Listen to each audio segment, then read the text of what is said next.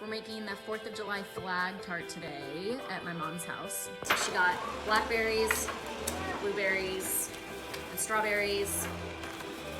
This is the cream cheese layer that's gonna go on top of the cookie as soon as the cookie's finished. This is gonna go on top of the fruit. All right, so the cookie is cooled, maybe 20, we let it go 20, 25 minutes. Yeah. And now we're gonna put the frosting on. Tell us what's in this. Filling. The filling. It's cream cheese, sugar, orange juice, lemon rind, orange rind, and vanilla. Tiny bit of vanilla. Okay.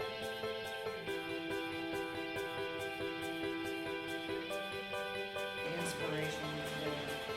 I don't actually think I've ever cut a blackberry in half. I have. You have? I don't know why, but I have. Maybe to put on like toast or something. I don't think I ever had. They're kind of pretty, but It's good if that's what I've done it for. Like I've done peanut butter and then toast with that on I top. think they'd be kind of pretty. I think so too. I think we should try it. So I'm gonna do a stripe of blackberry and I'm gonna do a stripe of blueberry. And I think it's gonna taste really good too.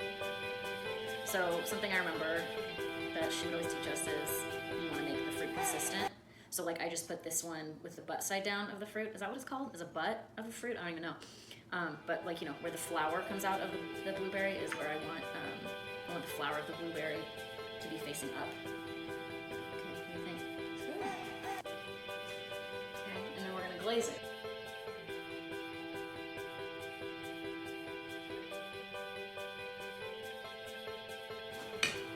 It's pretty good.